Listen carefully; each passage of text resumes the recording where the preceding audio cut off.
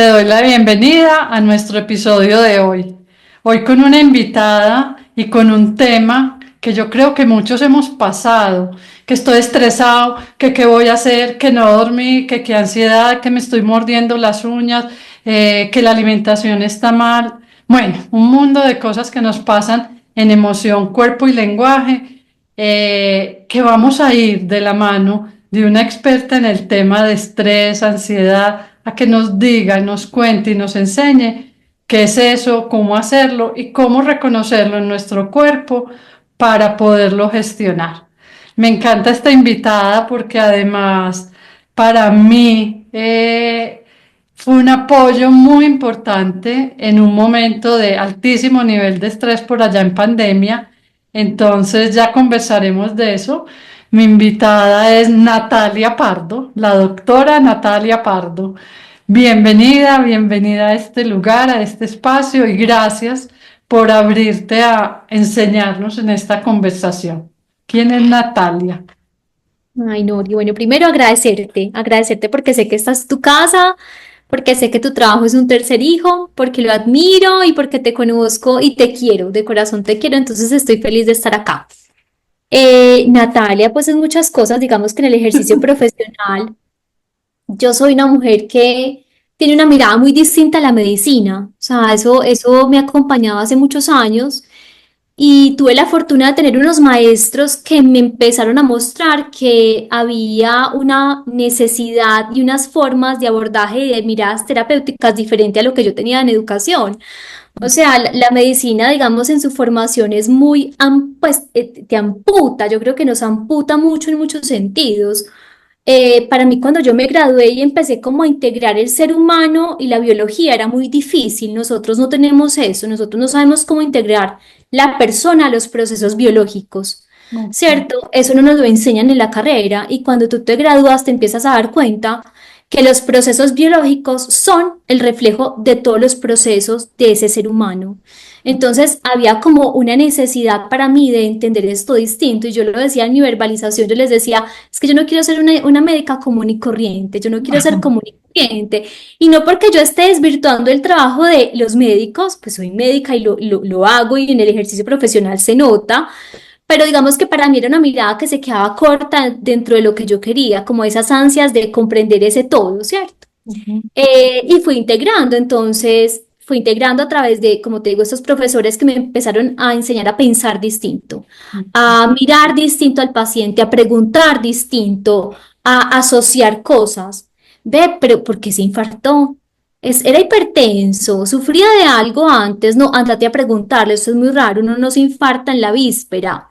Entonces era como la conversación de contarnos de tu vida, tu matrimonio, tu trabajo, tus finanzas, tus hijos, o sea, vamos a entender un poquito el contexto que te rodea y entonces empezar una asociación entre, claro, eventos vitales y procesos de enfermedad o patologías.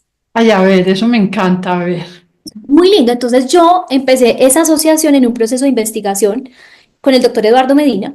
Yo trabajaba en investigación, trabajé con él mucho tiempo y entonces Eduardo tiene una base de pacientes muy extensa que él lleva siguiendo muchos años. Y entonces, claro, cuando aparecía un nuevo diagnóstico, que eran pacientes que de la nada aparecían con cosas, yo tenía que sentarme a hacer la entrevista con el paciente. Ok. Entonces tú te das cuenta, se murió mi papá, me separé, estoy en la quiebra, estoy cerrando mi compañía, mi hijo está metido en un problema, estoy enredadísimo, o sea, mi nieta está enferma. Entonces tú te empezabas a dar cuenta que hay una cantidad de procesos vitales que antecedían la enfermedad. Ok. O sea, unos Entonces, temas emocionales que exactamente. hacían que la enfermedad se nombrara. ¡Guau! Apareciera. Entonces, yo empecé a decir, la trayectoria de la enfermedad es mucho más amplia de lo que nosotros vemos. Nosotros llegamos como médicos muy tarde.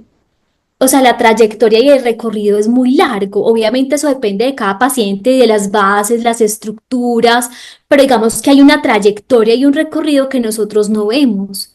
Entonces empecé como a conectar y por eso fue que terminé haciendo lo que yo hago, que es una parte de la medicina que se llama medicina mente y cuerpo, que es la mirada de entender cómo el mundo emocional y mental comunica permanentemente en una vía que es bidireccional estas experiencias al cuerpo, o sea, cómo las células, eso ya lo sabemos por evidencia científica, cómo las células tienen receptores químicos, ¿cierto? Para hormonas, para neurotransmisores que finalmente están siendo, digamos, emitidos en relación con una experiencia. Entonces es una vía de comunicación que está abierta. Esto lo dijo una doctora que a mí me parece divina, se llama Candace Pert. Casi nadie habla de ella, para mí pues se merecía el Nobel, pero no se lo dieron en su época. Y ella tiene un libro muy hermoso que se llama Las neuromoléculas de la emoción. Las neuromoléculas de la emoción. Wow. Las neuromoléculas de la emoción. Y ella fue la primera persona Nori después de muchos años, porque es que hablemos de que la medicina todavía se hace de manera fragmentada, a pesar de que ya tenemos la evidencia, todavía fragmentamos la medicina, pero ella fue la primera que dijo, vengan, esto pues de que la gente piensa que una cosa sí tiene que ver con lo otro, pero sigue siendo casi que esotérico, casi que los que son creyentes y no creyentes Ujú. a decir, hay una evidencia científica. Entonces ella identificó que había receptores para los opioides en todas las células del cuerpo, o sea, que no solamente estaban a nivel del sistema nervioso central, sino en el tejido del hígado, del páncreas, ¿cierto? Entonces ahí es donde nos empezamos a dar cuenta que la experiencia, ¿cierto? Es decir, la experiencia emocional, el procesamiento del pensamiento no está atada a la mente, y que la mente está todo el tiempo conversando con las células del cuerpo y está generando, digamos, una alteración en esos receptores y en esos segundos mensajeros. Entonces, lo que tú estás experimentando es tal el nivel de impacto que tiene que modifica la genética, Wow. ¿cierto? O sea, ya sabemos que se modifica la genética. Donde yo me formé, que es un instituto muy bonito, hicieron un estudio muy chévere, 8 ¿Dónde semanas. te formaste? Cuéntanos. Se llama el Benson Henry Institute. Es como un instituto de la Universidad de Harvard en el hospital en Massachusetts, en Boston, y ellos son especializados en esto, en medicina mente y cuerpo y específicamente en el manejo del estrés. Entonces ellos hicieron un estudio divino donde cogieron a una serie de personas y les hicieron unos estudios genéticos, o sea, miraron toda su transcripción genética, toda.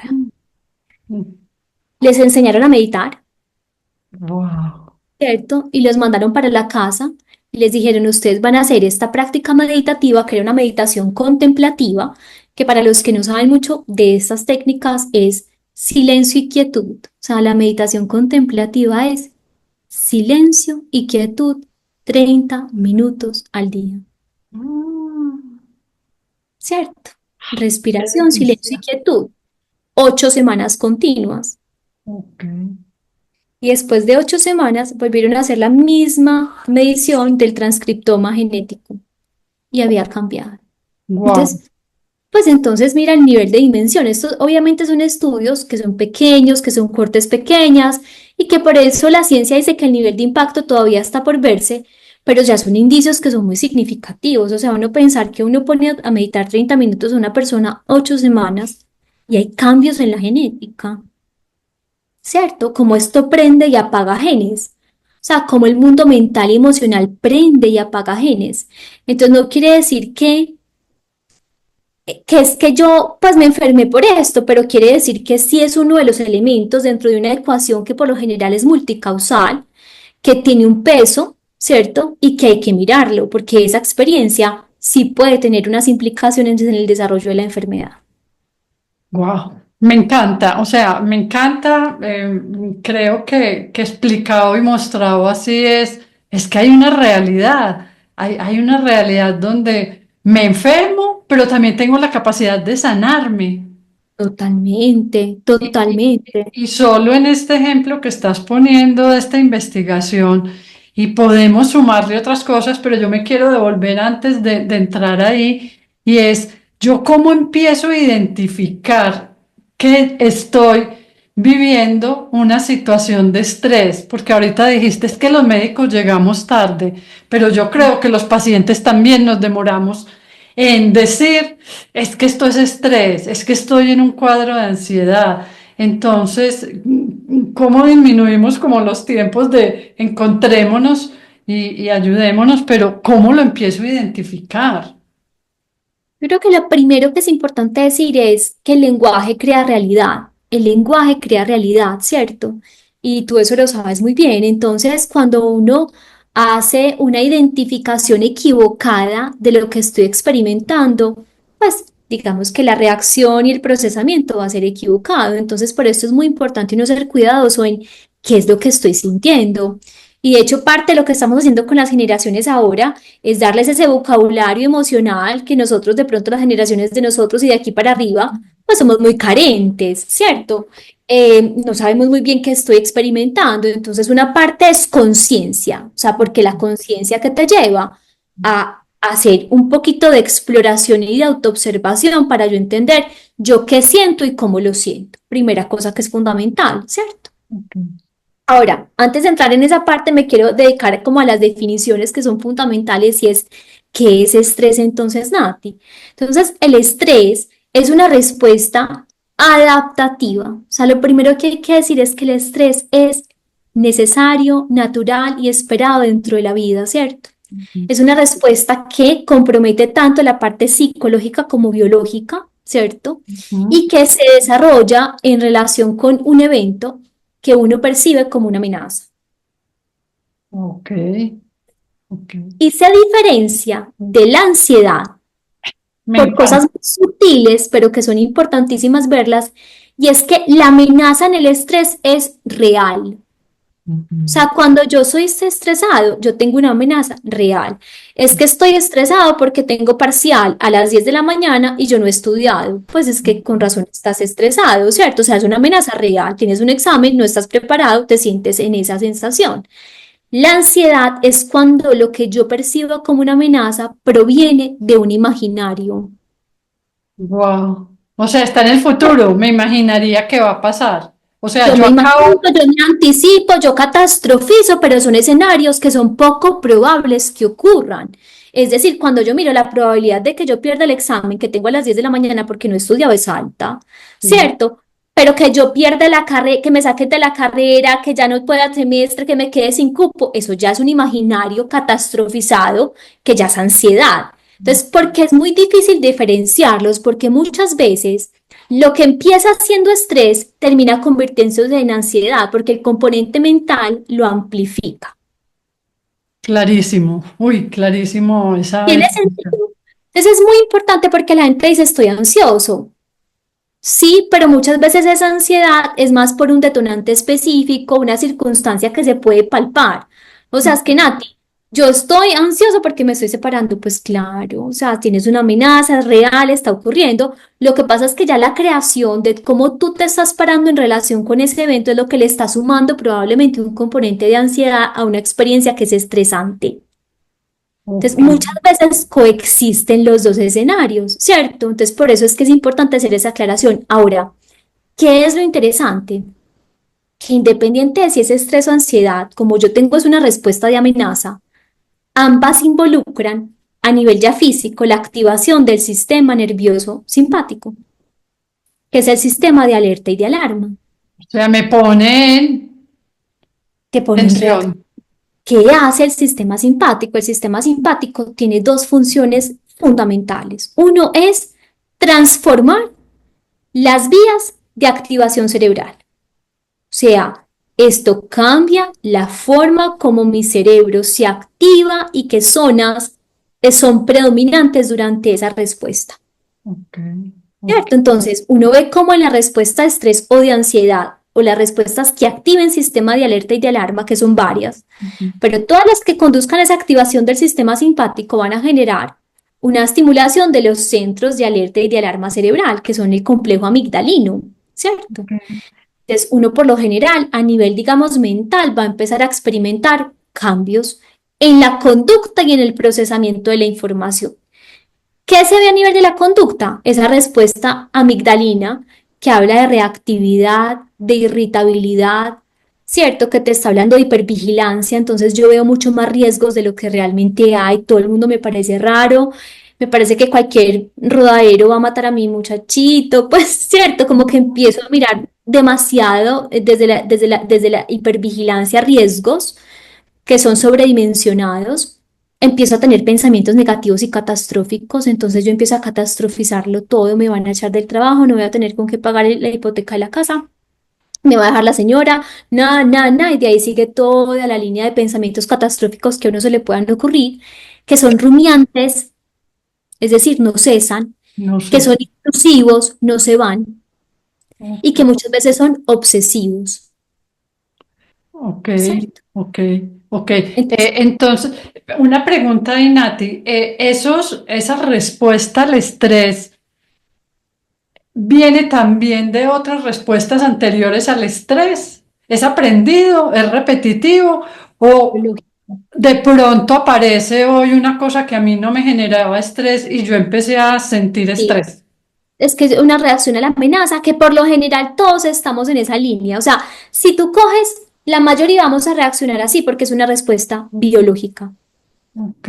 Entre la mayoría de personas estresadas van a tener a la taquicardia, el corazón se acelera porque estoy bañado en adrenalina, voy a tener la presión arterial más alta, voy a tener más glucosa circulando porque necesito energía, porque estoy en un momento de demanda, voy a tener cambios en las hormonas. Entonces mira que son respuestas muy tipificadas. No quiere decir que como todo en medicina no haya quien se salga de la campana de Gauss.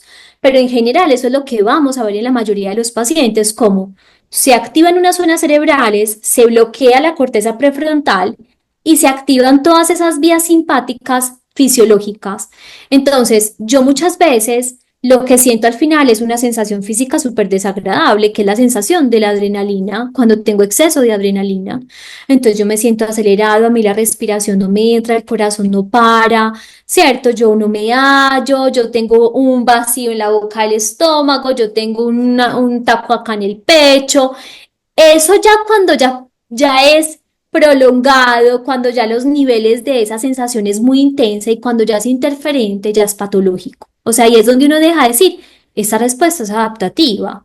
O sea, esto es normal, sí. No, no, no. Ya cuando esto es una cosa que a mí me impide concentrarme en la reunión, me limita en la socialización porque no soy capaz de socializar, El me, sueño. me, me lleva, ¿cierto?, a no dormir, como tú dices, a tener insomnio, fragmentación del sueño. Ya uno ahí dice, esto ya es otra cosa porque ya hay un nivel de interferencia, ya es una respuesta interferente. Entonces ya estamos hablando de un estrés crónico o estamos hablando de un trastorno de ansiedad, y esas dos son las que sí están, digamos, catalogadas como patologías como tal. Y cuando el estrés se vuelve crónico?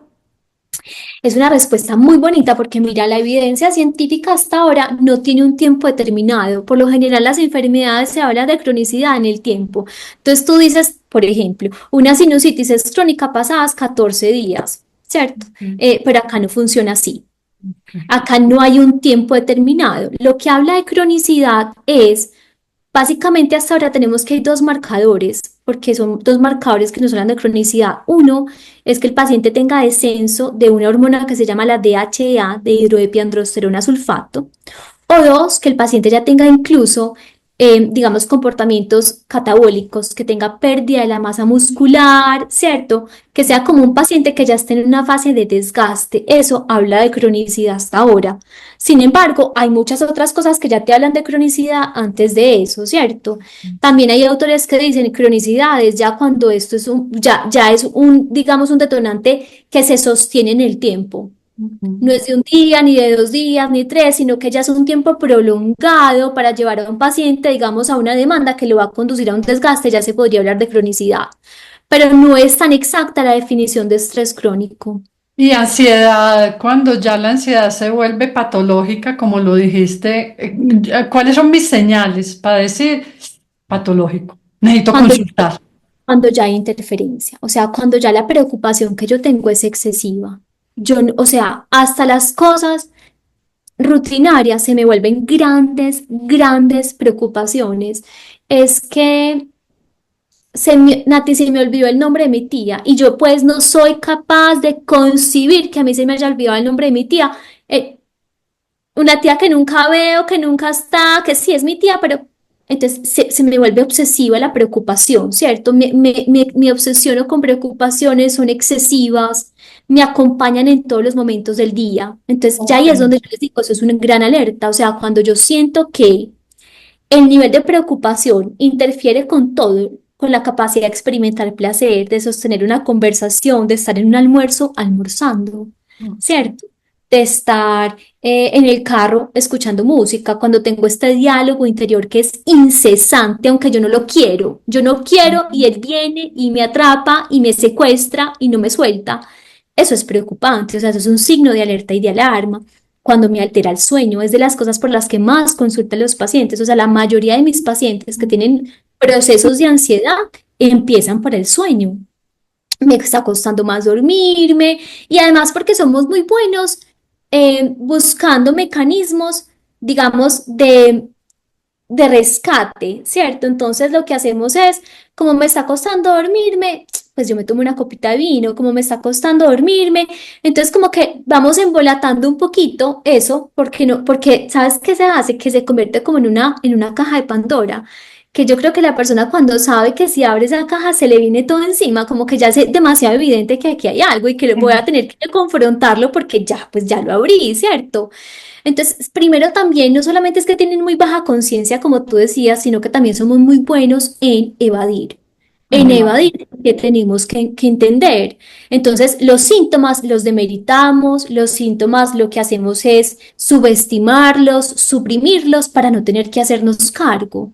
Pero esos síntomas son ya demasiado interferentes, o sea, yo ya no soy capaz de hacer el amor, yo ya no soy capaz de concentrarme en una reunión, a mí me cuesta dormir en la noche, yo tengo sensaciones físicas absolutamente desagradables, yo siento que a mí no me entra el aire de pronto en la ducha, de que yo físicamente siento que el corazón se me va a salir del pecho, que de repente tengo pensamientos catastróficos que no me abandonan, de que tengo cáncer, de que me van a echar del trabajo, ¿cierto? Entonces ahí es donde uno le dice al paciente, es importantísimo consultar, sobre todo porque hay algo que tú sabes también mejor que yo, que la gente rara vez sabe y es que la ansiedad sí se supera.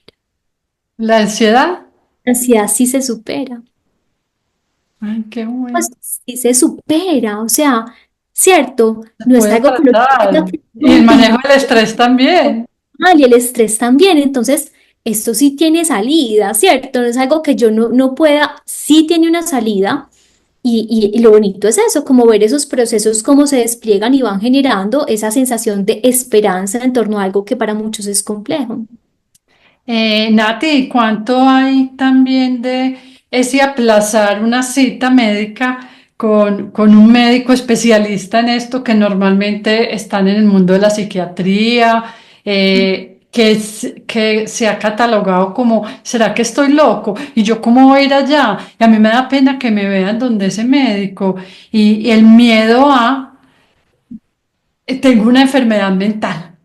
¿Cuánto de eso también es una parte de evadir el hacerme cargo de consultar por un tema como este? Por eso a mí me gustó tanto cuando te conocí, porque estábamos en medio de pandemia, yo estaba con una intensidad laboral, la angustia de la gente acompañando tantos, entonces yo no dormía, yo no descansaba. Y cuando te encontré como medicina del estrés, yo dije, esto es lo que yo necesito que ha sido para mí como decir, se puede, ahorita lo dijiste, se puede trabajar y con meditación y con alimentación y con conciencia del cuerpo y con ejercicios para eliminar esos pensamientos permanentes, pero ¿cuánto de esto está limitado también por la cultura?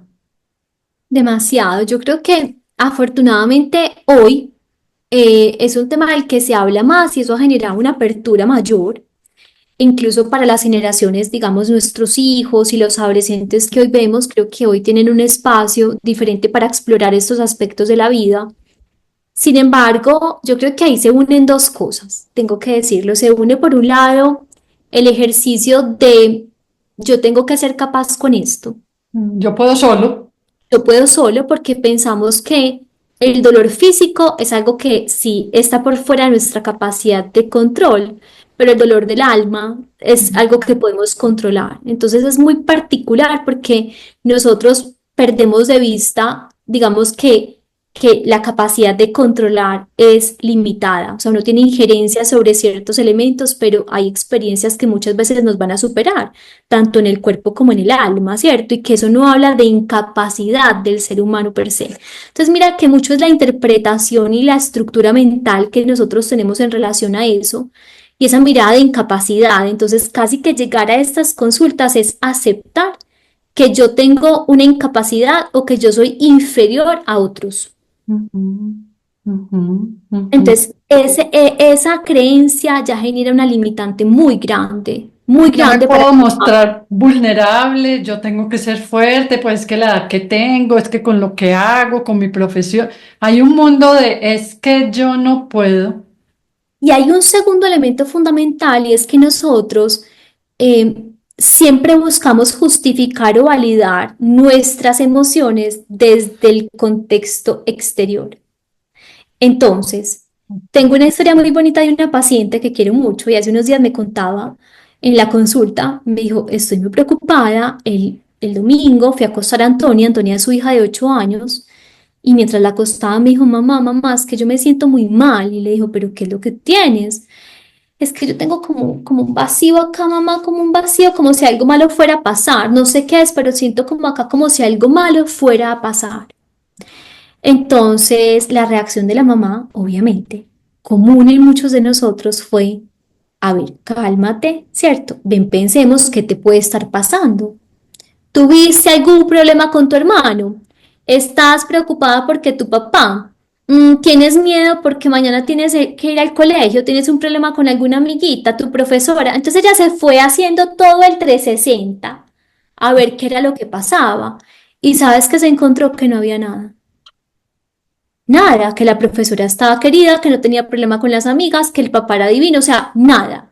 ¿Cierto? Porque nunca nos preguntamos y por eso es que el paciente cuando ya llevemos esto al caso de la vida adulta, Natalia, es que yo tengo una vida buena, o sea, yo no tengo por qué estar sintiendo esto, porque es que mira, mi marido es querido, o mi esposa es súper chévere, tengo unos hijos sanos, tengo un buen trabajo, no tengo problemas económicos, yo no tengo por qué estar sintiendo esto, mi vida está bien.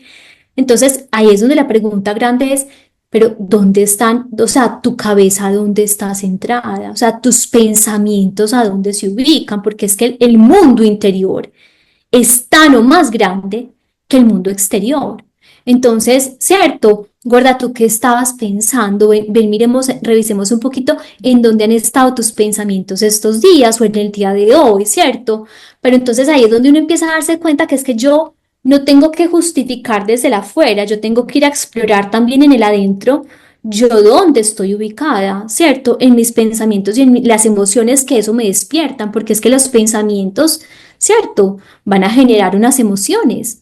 Entonces yo tengo que ir a entender eso dónde está, porque mi correlación no puede ser, esto no puede estar porque afuera no hay nada que me lo justifique, sino que en el adentro yo puedo estar sentada en una cama de oro, ¿cierto? Divina y hermosa, pero pensando cosas que realmente te hacen cuestionarte la vida, ¿cierto? Y que te generan sensación de desasosiego, preocupación, angustia, pérdida de sentido de la vida. Entonces ahí es donde ahí está gran parte del problema que nosotros tenemos. Entonces lo segundo, pues para concretar el segundo, digamos, elemento limitante que tenemos es, ¿cierto? La capacidad o la poca capacidad que tenemos para entender de dónde proviene nuestra experiencia emocional. Wow, me acabaste de dar, porque es que yo veo mucho en consulta que me dicen, Nora, pero es que yo soy un malagradecido, o yo soy una mala, yo tengo todo, pero yo no me quiero levantar de la cama, pero yo digo, ay, todos los días va a ser lo mismo, este sinsabor, digámoslo así, que ahorita lo ponías desde el disfrute, no está pero culpándome porque es que hay otros peores que yo, es que yo tengo todo, casa, carro, beca, trabajo, marido, hijos, todo está bien, pero entonces, ¿cómo empezar? Y desde ahí, ¿cómo empezar a sanarme desde adentro? Desde lo que me he dicho, desde lo que pienso, desde el mundo imaginario. Amor, y como dices, desde lo que me digo, o sea, yo te digo unas cosas de lo que a mí más me impresiona en la vida, o sea, de los factores que para mí son más determinantes del bienestar de un ser humano es la narrativa interior. O sea, y eso se constituye en la infancia. Eso es muy teso porque eso es una constitución aprendida y adquirida en la infancia. Entonces, esos diálogos que a uno lo acompañan en la vida son la construcción de malestar o de bienestar más relevante que un ser humano puede tener. Entonces, cuando uno se empieza a dar cuenta es que a ti quién te acompaña en la vida, ¿cómo así? ¿Cómo no vas a estar mal? ¿Cierto? O sea, si esta es tu compañía, ¿cierto? No necesitas ninguna otra justificación, ya con esto es suficiente, ya con este juicio interior, ya tenés suficiente para vivir mal, ¿cierto? Porque es Como que dice una amiga Nati, Radio Tormenta, esa ay, no. vocecita que todo el día Mm. atormentándome y diciéndome, Ay, ¿cómo no, no. gestiono eso desde la medicina integral que manejas vos, mente, cuerpo? A mí me parece que una de las cosas que más ayuda en el desarrollo, digamos, de transformación de narrativa es primero la escritura. Porque sabes que a veces es tanto, uno pierde mucho la dimensión de entender quién soy yo y quién es esa voz. O sea, como que somos la misma persona, llevamos tanto tiempo conviviendo juntos que yo ya no sé, y esa voz ha determinado mi identidad. O sea, esa voz es la que al final, ¿cierto?, me hace pensar o sentir que yo soy esta persona. O sea, me Entonces, distorsiona la imagen que tengo. total, porque la primera distorsión viene de afuera, o sea, el desarrollo de identidad es desde la afuera, es desde la afuera, tú desarrollas identidad por cómo te ven, por cómo te perciben. Por eso es tan importante, en esos días estaba en una escuela de padres y yo les decía, es que los hijos, ¿cierto? Los hijos, hay dos cosas que sabemos con los adolescentes muy bonitas y uno de ellos es que para ellos es más relevante lo que tú conversas de ellos a otras personas que lo que les dices a ellos. Sí, señora, tienes O toda la sea, razón. Wow, porque sí. claro, cuando mi papá y mi mamá me hablan a mí, ellos saben que finalmente es una conversación que está modulada y que tiene unos objetivos. Pero cuando mi mamá está al teléfono con su hermana diciendo no me la aguanto, es imposible, es que eso es lo que mi mamá verdaderamente piensa de mí. O sea, cuando ella no se tiene que cuidar en sus palabras, ese es el concepto que mi mamá tiene de mí, que yo soy insoportable, que ya no sabe qué hacer conmigo, ¿cierto? Que Que va a entonces perder el año, que no va a ser nadie en la vida. va a ser nadie en la vida, que no va a servir para nada. Entonces la concepción de identidad se forja desde el cómo a mí me perciben, ¿cierto? Por eso es muy importante el desarrollo de compromiso emocional, o sea, cómo uno les puede dar a ellos la posibilidad de considerar que son vistos distintos desde una perspectiva distinta. Entonces yo le puedo decir a un hijo, eh, es que tú con la inteligencia que tienes, es que tú con lo capaz que eres, este reto con seguridad lo vas a lograr.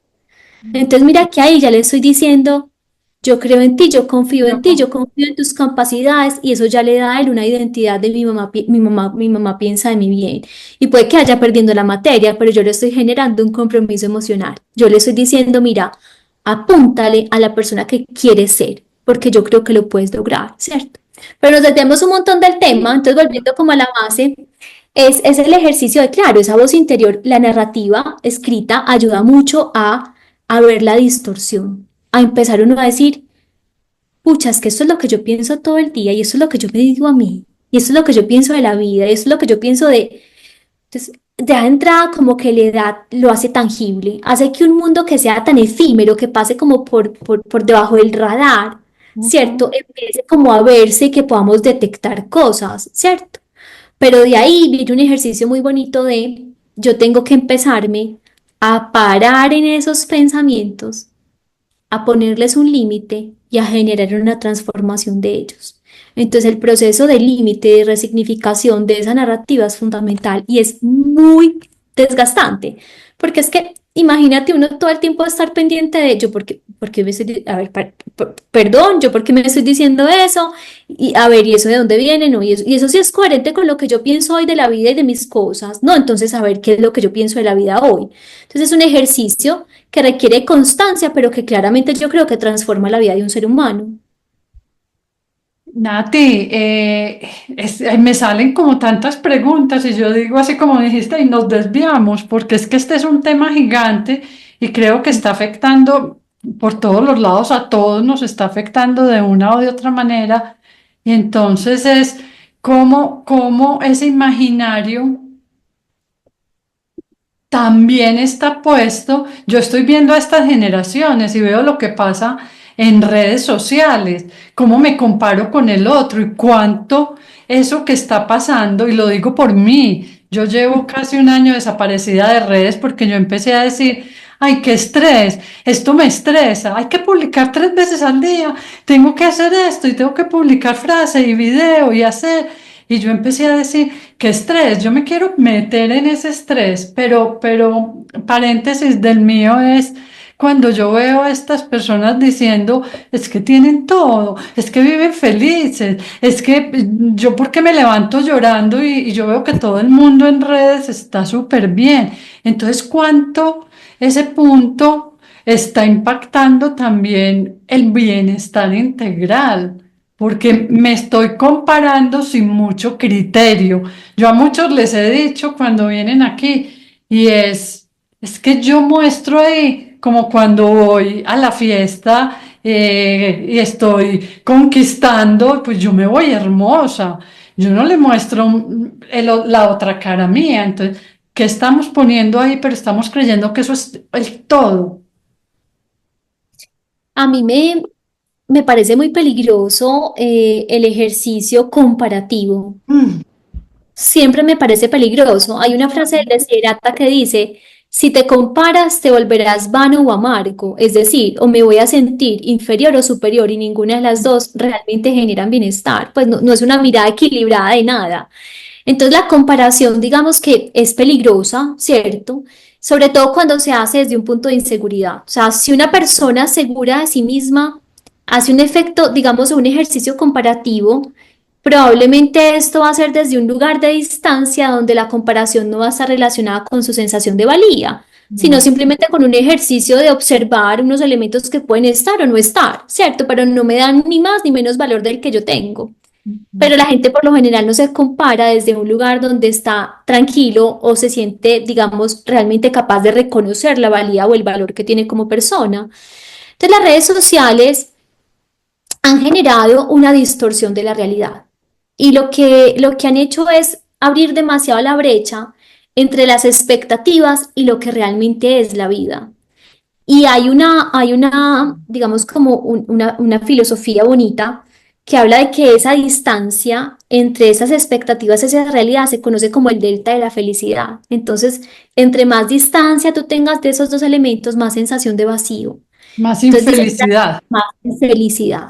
Entonces, entre yo más capacidad tenga de cerrar esa brecha, o sea, entre yo más capacidad tenga de darle valor y sentido a mi realidad y también darle un aspecto de modular unas expectativas que me generen motivación, que me generen ganas de trabajar, que me den una ambición sana por algo, pero que al mismo tiempo no me obstruyan la capacidad de disfrutar lo que sí hay y lo que sí tengo. O sea, esa justa distancia entre estos dos elementos es lo que genera una sensación de satisfacción a lo largo de la vida. Entonces, claro, vemos personas muy insatisfechas porque es que esto no les encaja. Ahora, si nos genera insatisfacción a nosotros como adultos, que ya somos adultos, Mm, ¿cierto? Que imagínate. entendemos esta vida cómo funciona, imagínate para un niño y un adolescente. Entonces ellos se sienten pues más o menos traicionados, pues porque si la vida es esto, yo más o menos estoy en el pool de los desafortunados, pues, porque es que es cierto, yo no estoy ahí,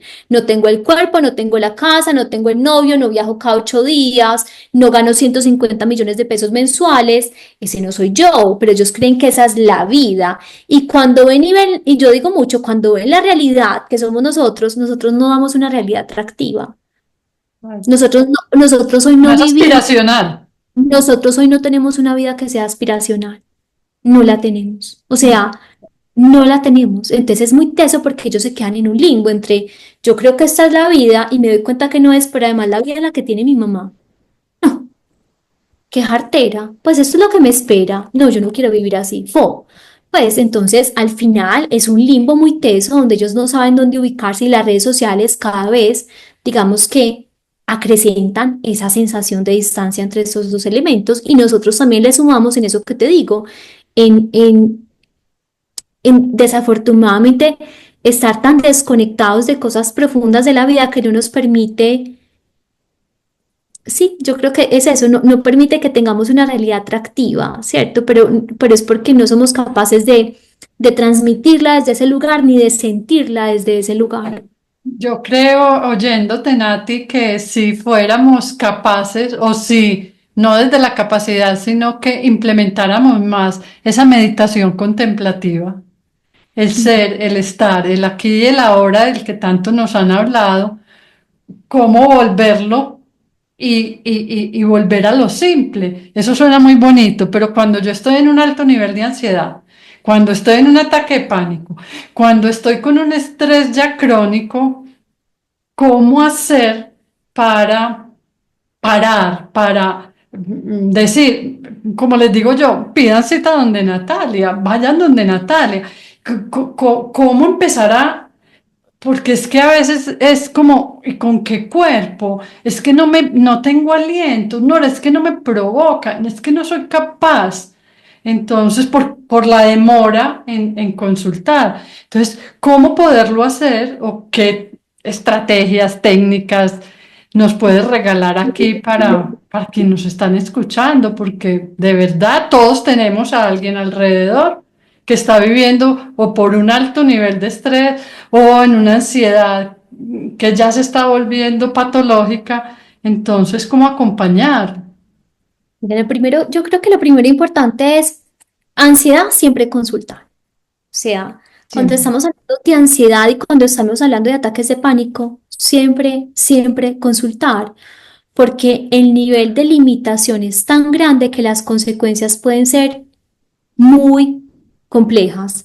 Entonces ahí es donde uno dice, ¿sabes qué? Esto, pues voy a ir a tener la perspectiva, a entender de qué se trata. Además, ¿sabes qué? De explorar cómo siento yo que esto se puede manejar. Es que además eso es muy lindo. Ustedes se van a dar cuenta que uno encuentra escenarios donde la conversación es bilateral. Pues o sea, ¿cierto? Pero exploremos que esto no tiene una única forma de hacerse, esto tiene muchas formas, cuál resuena contigo, cuál es tu camino, pues cómo son tus estructuras, cuáles son tus creencias, de dónde vienes y vamos entendiendo cómo te vamos acompañando en esto. Entonces yo creo que ese es un elemento que sí quiero dejar acá, o sea, ante ansiedad y ante ataques de pánico, por favor consulten, ¿cierto? Porque la tendencia es a que cada vez el tema sea más complejo y por ende las consecuencias más severas, ¿cierto? Incluso a nivel físico. Entonces, eso es muy importante como uno empezar a entender que esto sí es de atención y que existen muchas formas de yo encontrar la ayuda que necesito y que vale la pena explorar ese universo. Ahora, cuando estamos hablando de estrés crónico, entonces hay muchas formas para uno empezar a decir, vean, yo al estrés no le tengo tanto miedo siempre y cuando yo tenga muy buen mecanismo de reparación o de regeneración. Es decir, si mis niveles de demanda incrementan demasiado, ¿yo qué voy a hacer? Tratar de regenerarme a la misma medida. Entonces, cuando yo estoy muy estresado, voy a intentar tener mecanismos de regeneración muy buenos, un sueño impecable, Ujú. ¿cierto? Voy a intentar de que si yo tengo un día donde mi nivel de adrenalina es desbordante, la noche tenga un parasimpático y un sistema de relajación que me ayude a compensar ese nivel del día que yo estuve experimentando. Entonces, un sueño impecable, ¿cierto? Lo segundo que es fundamental es ejercicios de recarga. La gente, yo siempre digo, a mí me preocupa porque la gente maneja el estrés como la plata, que entre menos plata tenga, menos lujo se da, pero la vida no se puede manejar así. Ujú. Entonces, si estoy estresado, dejo de hacer, dejo de ver gente, o sea, dejo porque estoy súper estresado. Gravísimo. Porque la vida se te achiquita a un nivel de presión donde ya no tienes válvula de escape y esa presión se condensa y te estalla. Entonces yo necesito tener válvulas de escape. Ahí es cuando tengo que hacer ejercicio, ahí es donde tengo que salir con mis amigos, ahí es donde tengo que verme la serie que me gusta.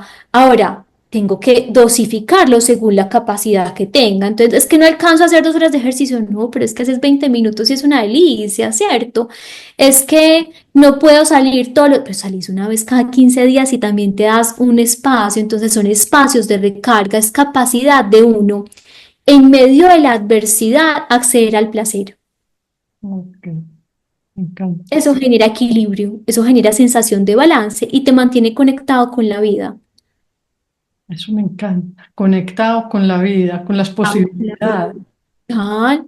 Cierto, porque el gran riesgo de la adversidad es que ocupa todo el espacio, o sea, como que se roba todo el oxígeno. Entonces uno tiene que ganar dimensión y decir, sí, esto está acá, pero yo puedo hacer otras cosas, ¿cierto? Yo siempre cuento mucho la historia que yo tuve la fortuna de tener un abuelo que nos enseñó mucho sobre esto, porque mi abuelo tuvo, pues, procesos de adversidad grandes en la vida y uno de ellos fue los retos económicos que tuvo al final de la vida.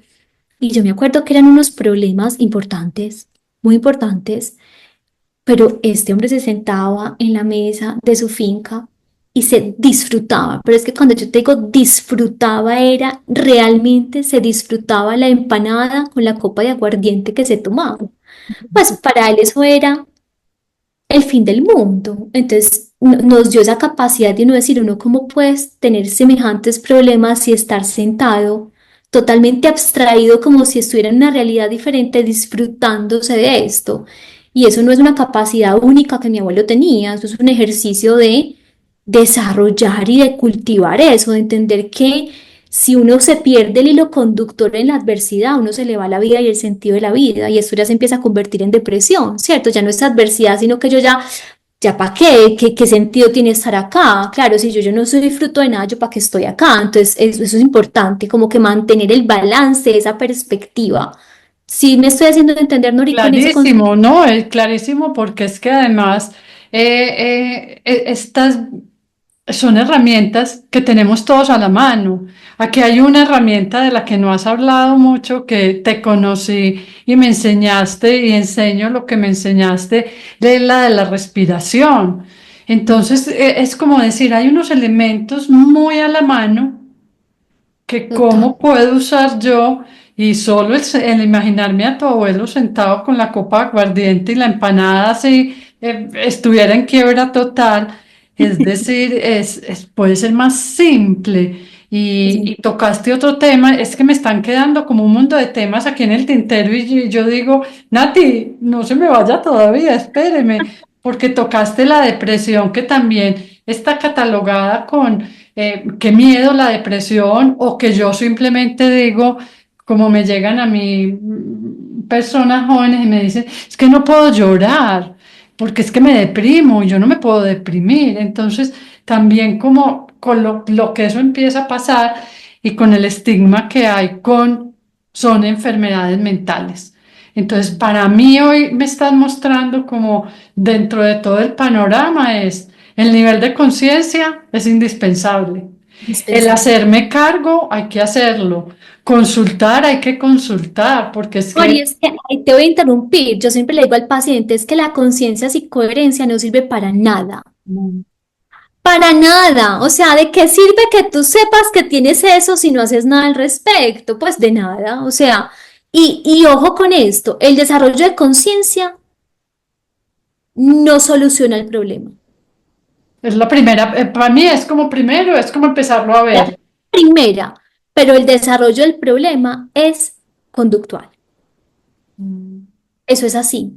Entonces, yo que veo en los pacientes que también te pasa a ti, mil maneras de poner en idiomas diferentes lo que ya tienen identificado. mm, Entonces, yo ya lo sé, yo ya sé cuál es el tema. Pero mm. yo fui a la terapia psicológica, después fui a la bioreprogramación, después fui a la Constelaciones, constelación familiar, después fui a hacer yagé, después fui a hacer psilocibina, después fui y tengo estos talleres y todo nutre, porque la verdad es que sí sirve en el sentido de qué rico que seas capaz de ver lo mismo de formas distintas porque te va ampliando cada vez más la mirada. Pero volvemos a lo mismo, pueden pasar 5 años, tú estás totalmente nutrida de información, de conocimiento, de comprensión y no ha cambiado. Wow. ¿Tiene o no sentido lo que te estoy diciendo? Uy, sí. La conciencia es espectacular, pero llega un punto donde la incomodidad es lo que sigue. O sea, la conciencia es espectacular y de ahí lo que sigue es incomodidad, porque el ser humano solamente es capaz de evolucionar y de trascender sus procesos en la incomodidad, no hay de otra. Me encanta. Nati, tanto para conversar de este tema y como digo, de los otros temas que quedaron en el tintero que hablamos antes de grabar incluso, que me voy a tomar el atrevimiento de poner aquí el título porque me gustaría que hiciéramos otro capítulo donde hablemos de algo que cuando mencionaste ahora al doctor Eduardo Medina es el tema de la disautonomía, porque yo la viví, yo la sentí, yo la experimenté y cuando Eduardo Medina vino y me dijo, eso es emocional, yo me puse furiosa y dije, Claro. pues, ¿cómo le ocurre si yo igual me desmayo? ¿Cuál emocional? Y cuando 2 años después vuelvo donde él y le dije, tenía razón, es emocional, ya me di cuenta, está pasando mucho y estoy oyendo mucho otra vez la disautonomía y tengo esto y el corazón y ahorita que hablabas de los síntomas de estrés, Ujú. de ansiedad, pues están de la mano. Es que es Entonces, justamente por eso. podemos Mira, dejar de pero abrebocas claro, para que lo hablemos, porque sé que mucha gente le va a pasar. La disautonomía es una condición, digamos, eso no es una patología, es una condición transitoria, Ujú. ¿cierto? Que habla de una disregulación del sistema nervioso autónomo. Entonces, el sistema nervioso autónomo es lo que verdaderamente controla el cuerpo humano. O sea, aquí no hay cerebro, aquí no hay corazón, aquí hay sistema nervioso autónomo. Es una parte del sistema nervioso central que, como su nombre lo dice, es autónomo, es decir, él se controla y se regula por sí solo Él y solito manda. solito, y que él se encarga a su vez de regular todas las funciones vegetativas del cuerpo humano, es decir, la temperatura corporal que yo tengo, la presión arterial que yo tengo, la frecuencia respiratoria que yo tengo, la frecuencia cardíaca que yo tengo, la liberación de hormonas, el día y la noche, o sea, el ciclo circadiano es dependiente del componente autonómico. Entonces, esto es un sistema absolutamente sofisticado que hace que uno funcione, ¿cierto? Pero ¿qué pasa? Que cuando yo tengo experiencias emocionales, llámese estrés, llámese ansiedad, ¿cierto? Que lo que hacen es estimular de manera desmesurada el sistema simpático, que es una de esas dos ramas. Entonces el sistema autónomo tiene una rama simpática y tiene una rama parasimpática. Ambas fundamentales, ¿cierto? Pero que cada una de ellas tiene funciones absolutamente opuestas. Entonces, esta nos genera estimulación, nos activa, nos estimula, ¿cierto? Sí. Nos genera más sensación de incremento. Incrementa presión arterial, incrementa frecuencia cardíaca, incrementa frecuencia respiratoria, incrementa temperatura corporal, ¿cierto? Y esta es todo lo contrario, baja presión arterial, baja frecuencia cardíaca, pero también baja cierto nivel de revoluciones, es la que predomina en la noche, esta predomina en el día, y estos sistemas se balancean juntos para crear una capacidad de uno funcionar y de poder responder a estímulos de manera adecuada. Lo que pasa es que cuando les decía, cuando el estrés llega y empieza a haber o sea, ya este balance, empieza a moverse esto y esto empieza a ser tan predominante, o sea, ese estímulo simpático es tan predominante que empezamos a ver cómo en búsqueda de volver a crear ese balance, esto empieza a generar unas distorsiones y esas distorsiones son pues como intentando apagar ese simpático, es un incendio que estamos intentando apagar a la berraca porque no sabemos cómo más hacerlo, o sea, esto se salió de control. Me salió de las manos. Entonces, o se apaga el simpático porque dicen desconecten este sistema porque nos va a incendiar. Entonces yo, ¡puf! Si todo eso me lleva para arriba, pues me desconecto para abajo, ¿cierto? O la otra forma es el sistema parasimpático queriendo como salvarnos, se hiperactiva al mismo nivel del simpático y también nos pone para abajo. Entonces, en conclusión, la disautonomía lo que hace al final es llevarnos a la sensación de síntomas predominantemente generados por el sistema parasimpático, que es el que nos lleva a la baja. Yo no tengo energía, a mí me duele la cabeza, a mí me cuesta pararme de la cama, yo me mareo, Me la desmayo. presión días un yo-yo, me desmayo, el corazón se me va a salir del pecho, yo no puedo con la vida, pero ¿es por qué? Porque es una respuesta mal adaptativa a lo que se ha venido generando en el tiempo. Entonces la disautonomía es una disregulación, por eso es que es emocional, porque las emociones, obviamente las circunstancias de estrés y las emociones que activan sistema simpático en el tiempo pueden generar esa disregulación. y se puede aliviar también. Claro, entonces cuando un paciente llega y te dice es que estoy con disautonomía, uno mismo dice, venga, revisemos, porque es que esto ya tiene una creación y la gente muchas veces se siente como tú dices, como, pues es que yo no estoy loca, no, es que no estamos, o sea, la sensación física es evidente, claro que te pasa, ¿cierto? Pero está atada a un contexto que es más amplio, o sea, no solamente el físico, es una experiencia que es más amplia a lo que tú estás viendo. Es un tema, no, no, y te apasiona, o sea, Uy, solamente no, lo nombré, los ojos se te iluminaron. sobre todo que lo veo mucho en la consulta y tú no sabes, es tan bonito porque los pacientes de verdad llegan. Es que es una sensación que ellos no saben, o sea, que nadie da como con el cuento, como que es difícil. Y sí, te hacen el tilt test, y sí, te dicen que tomes agua, y sí, te dicen que tomes sal, pero como que queda una partecita de la historia por fuera. Entonces es muy lindo como uno ver cómo uno va regulando ese sistema autonómico para que el paciente vuelva a ser funcional, que es el objetivo que uno tiene. Me encanta esta conversación, demasiado generosa, Nati. Gracias porque es una mirada a un tema tabú, a un tema que a veces, y es el cuerpo está hablándonos permanentemente. ¿Cómo lo estoy escuchando? ¿Cómo aprendo a escucharlo y a hacerme cargo? O sea, no solamente quedarme en el nivel de conciencia, eso me encantó. Aquí necesitamos conductual. ¿Qué vamos a hacer? ¿Cómo me paro? ¿Cómo hago ejercicio? ¿Cómo empiezo disfrutando la empanada? Al menos hoy y dentro de 15 días la vuelvo a disfrutar y no todos los días. O sea, es un camino y es un proceso. Y para mí escucharte es como alentador. O sea, se puede. Esa manera tuya de mostrarlo también es amorosa, es clara, sin juicios. Y yo creo que por eso para mí también cuando te conocí, te encontré, fue un regalo tan grande. ¿Dónde Ay, podemos encontrarte?